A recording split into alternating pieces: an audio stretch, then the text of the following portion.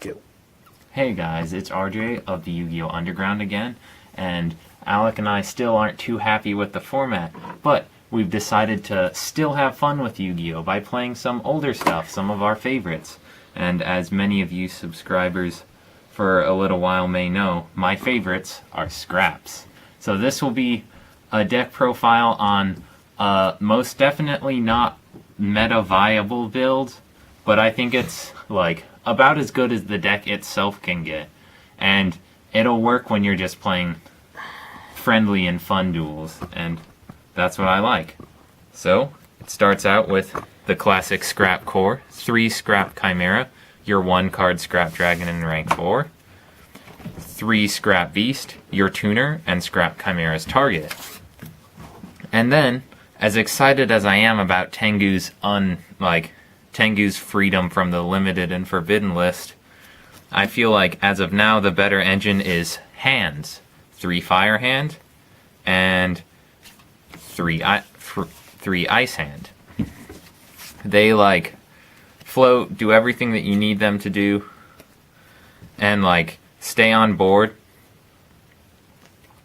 So you can normal summon a Scrap Beast next turn. If your opponent's not expecting it, they can kind of walk into it on accident, which is pretty helpful. But like I said, they aren't too good against the meta right now, but they're definitely strong in a more casual setting. And then that's the main core of monsters. As for the last monsters, I play 2 Maxi, bit of a tech pick and meta dependent, but I like Maxi.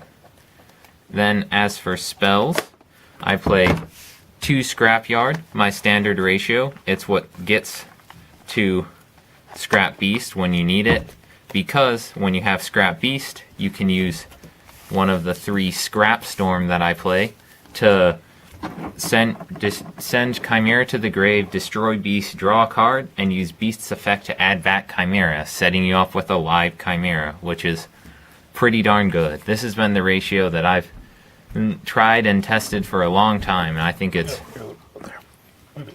pretty strong. Then, however, that's not quite as consistent as one would like, so 3 duality. More consistency, you aren't going to be special summoning every turn. It's pretty good.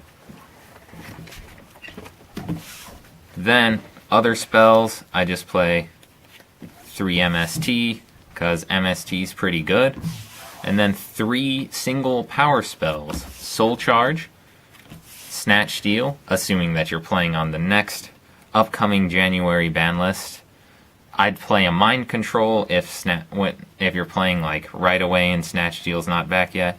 Then Raigeki, just really good. Soul Charge can get you back.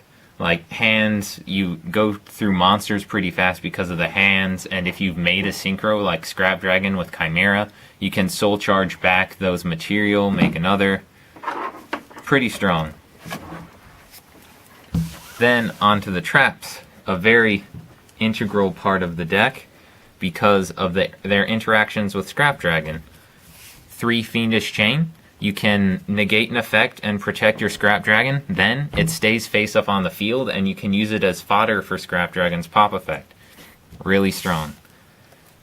3 Call of the Haunted. If you revive either a hand or a Scrap Beast or a Chimera, but if you then synchro with them, the Call of the Haunted stays face up on the field and becomes food for Scrap Dragon for a really solid plus, and it's really, really good. That's a very solid plus.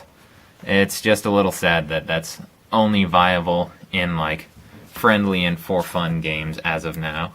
Then 2-Dimensional Prison. It's also a bit more of a tech pick. It could be wiretaps. It was for a little while, but I like having a little bit more protection from attacks than that. And then last but not least, the 4 staple traps.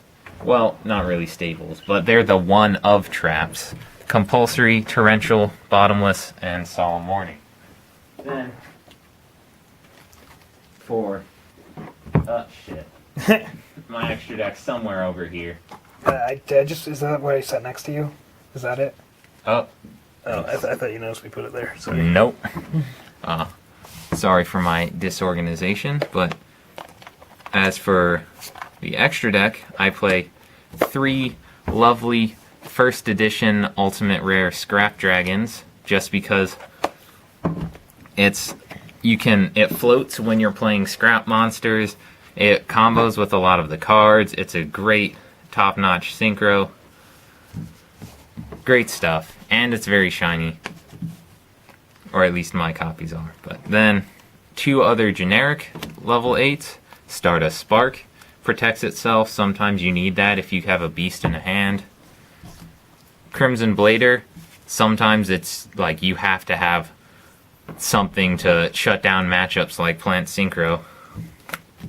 Then bunch of XYZs, because while Chimera can only make scrap synchros, it's not limited for what sort of XYZs it can make. So I play Titanite, Knight, stable, obviously, really good. Castel, also 101. These guys, if you're playing rank 4s, you're probably playing those 3. Then, also particularly common, Lavalval Chain. Sometimes if I have Chimeras in hand but don't have a beast, and I can like overlay with hands, I can use this to set up beast. Pretty useful. Then more techie rank 4s. Daigusto Emerald. Sometimes if you've like gone through a specific XYZ that you need, or you can reload your hand, like your hand engine, put more fire and ice hands back, and then obviously reload your hand by drawing cards. Then Ragna Zero, sometimes you'll play against rogue stuff in like a friendly setting that's using Tenki, like Bujins or Fire Fist. Gaga Cowboy, use it to finish off games. That's pretty much it, but it's great. Abyss Dweller, sometimes you'll play against Mermails or something. Rhapsody and Berserk, sometimes you'll play against Lightsworn or something, hit their names out of the grave. Then Diamond Direwolf, because sometimes you'll play against someone who's main decking something that like a floodgate that's shutting you down, like Prohibition, which is kind of silly, but it's just nice to have. I And spent a lot of time thinking about what floodgates actually stop scraps. yeah, because theoretically you can't go into Beast and Chimera are both beasts, and so is Direwolf. So it actually beats it beats Rivalry of Warlords and Gozen Match for that matter. But if there's Gozen Match, you don't care anyways, because you could just go into Scrap Dragon. But Rivalry of Warlords is pretty important. But that's it for this deck. So thanks.